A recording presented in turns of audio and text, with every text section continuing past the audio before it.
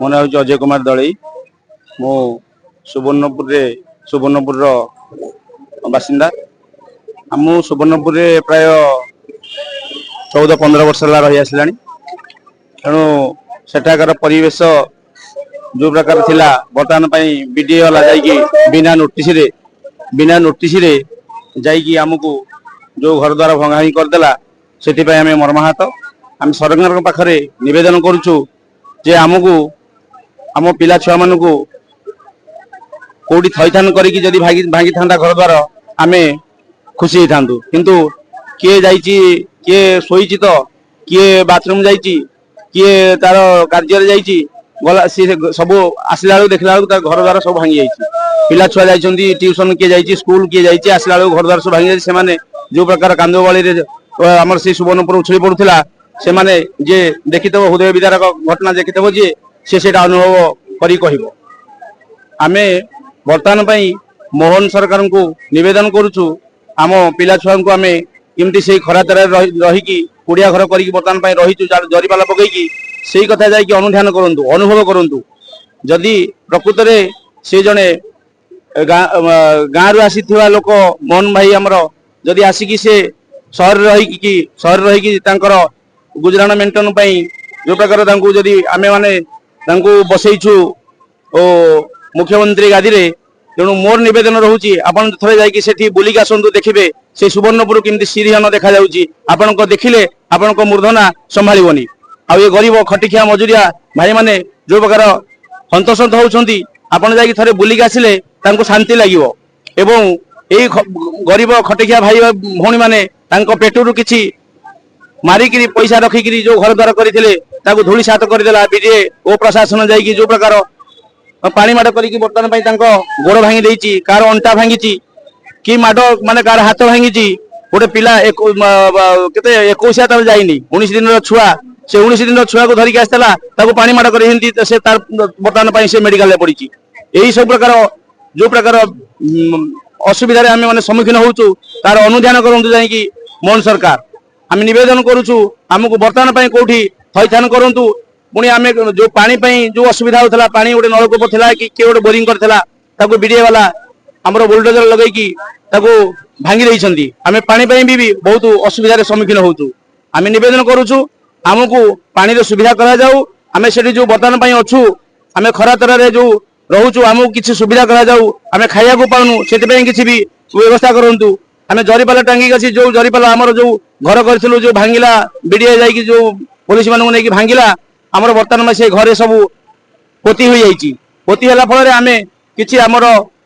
कंसा बासन सब से भीतर रहिला हम किनिया पई भी बर्तमान पई हम पाखरे पैसा नाही तेणु मु एति कही मु सरकार को निवेदन करूछि जे हमको कोडी थैथान करंतु आपण सचिव शासन जाइथिले आज्ञा कोन आपन को कहे हमको प्रतिश्रुति देले कहले आमे हम ऊपर ऑफिसर सहित कथा होगी आपन को जणेबू आउ काली आपण गणधारणा देथिले एमपी अपराजिता षडंगी द्वार मुहरे एमपी अपराजिता षडंगी कि मु एथि पई धन्यवाद देबी जे घरे थाई कि हमको अणदेखा कले आम पाखु आसिलेनी कहले आमे झारसुगुड़ा रे अछु कि दिल्ली रे अछु किंतु एटा गोटे लज्जाजनक कथा कोन आम जोगु आज आपण माने गाड़ी रे बसछंती किंतु हमको कथा पदे न कहितले भी हमको दि जणक डाकिकरी आश्वासन देते तुम जाओ मु तुम कथा बुझी पर मुहूर्त आप निजे कही जे आम तुमको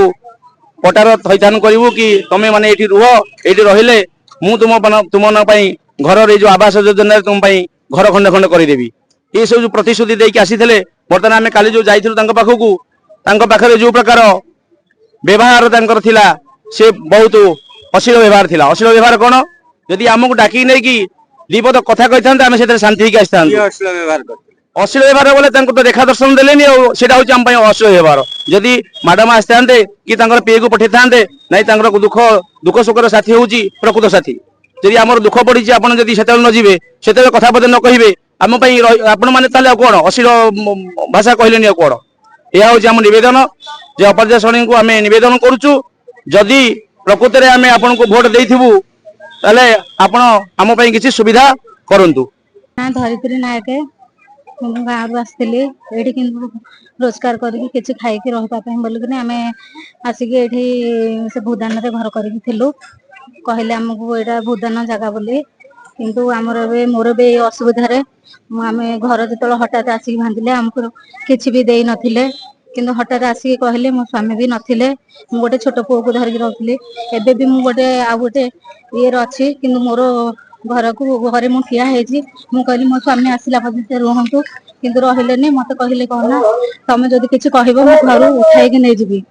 କହିଲାକୁನು ମୁଁ ସେଇଠୁ ସାଇଡ ହେଇଗଲି, କିନ୍ତୁ ମୋ ଜିନିଷ ବି କିଛି ଥିଲା। ମୁଁ ଲୋକ ଦ୍ଵାରା କିଛି ଜିନିଷ କାଢିଥିଲି, ଆଉ କିଛି ଜିନିଷ ଥିଲା,